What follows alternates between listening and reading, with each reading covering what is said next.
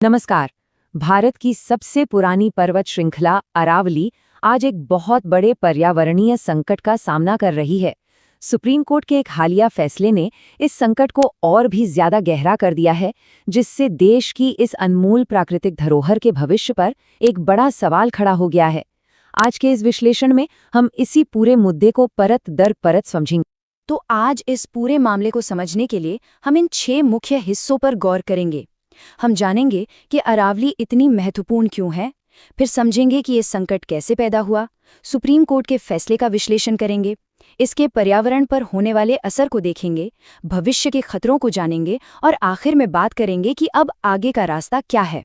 चलिए, सबसे पहले ये समझते हैं कि अरावली पर्वत श्रृंखला आखिर है क्या और इसका इतना ज्यादा ऐतिहासिक और पारिस्थितिक महत्व क्यों है। अरावली ये कोई आम पहाड़ नहीं है, ये दुनिया की सबसे पुरानी पर्वत श्रृंखलाओं में से एक है। सोचिए, हिमालय से भी करोड़ों साल पुरानी। ये गुजरात से लेकर दिल्ली तक करीब करीब 700 किलोमीटर लंबी एक दीवार की तरह फैली है।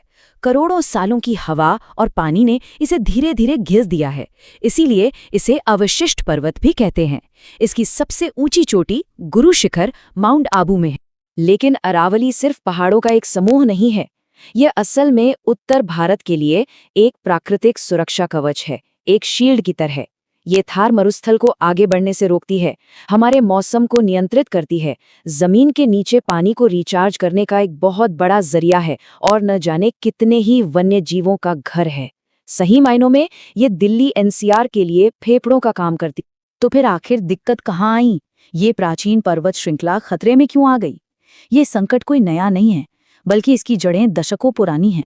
ये कहानी शुरू होती है 80s और 90s के दशक से, जब रियल एस्टेट का बूम आया और इस बूम के साथ शुरू हुआ एक स्टोन रश, यानी पत्थरों के लिए अंधाधुंध और अवैध खनन। सरकार और अदालतों ने इसे रोकने की कोशिशें तो की, जैसा कि आप इस टाइमलाइन पर देख सकते हैं। 1992 में इसे संवेदनशील क्षेत्र घोषित किया गया और 2009 तक आते आते हरियाणा में खनन पर पूरी तरह से बैन भी लग गया। लेकिन इन सब के बावजूद अवैध खनन पर्दे के पीछे चलता रहा। इस संकट की गंभीरता का अंदाजा आप इसी एक आंकड़े से लगा सकते हैं। राजस्थान के एक हिस्से में 128 पहाड़ियों का सर्वे किया गया और पता चला कि उनमें से 31 पहाड़ियां अवैध खनन के कारण पूरी तरह से गायब हो चुकी हैं। जी हाँ, वो अब वहां हैं ही नहीं।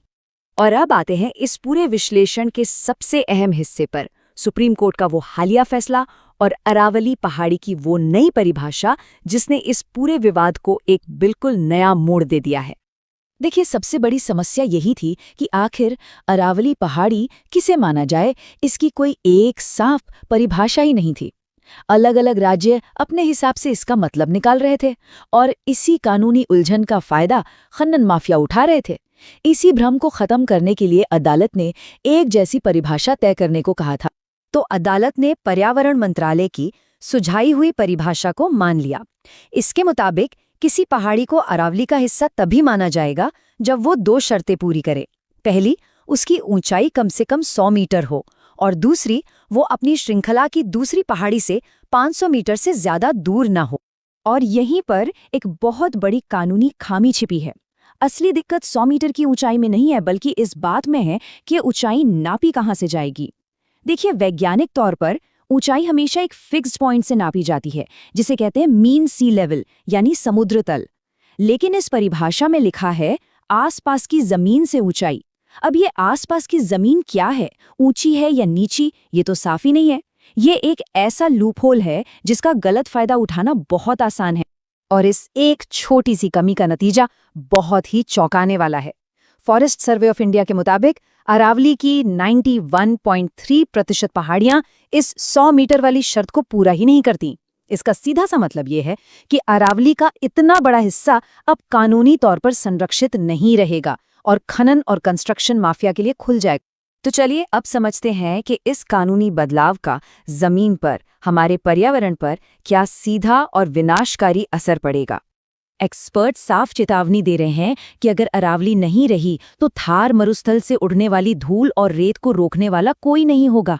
ये रेत सीधे दिल्ली, हरियाणा और पश्चिमी उत्तर प्रदेश तक पहुंचेगी और हमारी उपजाऊ जमीन धीरे धीरे रेगिस्तान में तब्दील हो जाएगी। और इसका असर एक चेन रिएक्शन जैसा होगा। हवा की गुणवत्ता खराब होगी क्योंकि धूल को रोकने वाली दीवार नहीं रहेगी।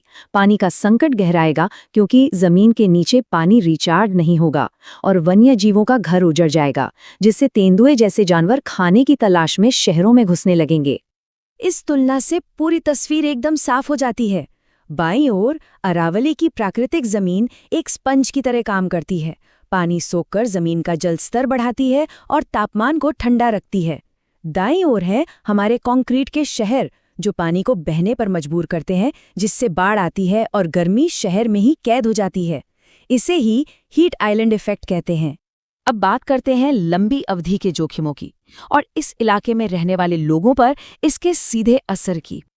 अगर ये विनाश ऐसे ही चलता रहा तो अगले 1-2 दशकों में ये खतरे हमारी नई हकीकत बन सकते हैं।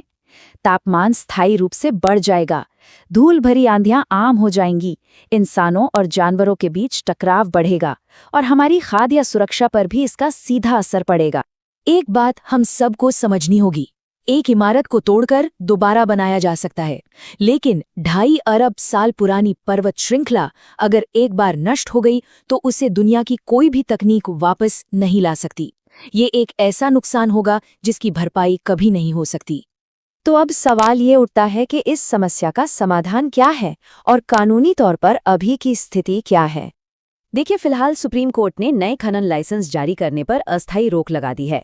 अदालत ने एक सस्टेनेबल माइनिंग मैनेजमेंट प्लान यानी टिकाऊ खनन के लिए एक प्रबंधन योजना बनाने का भी आदेश दिया है।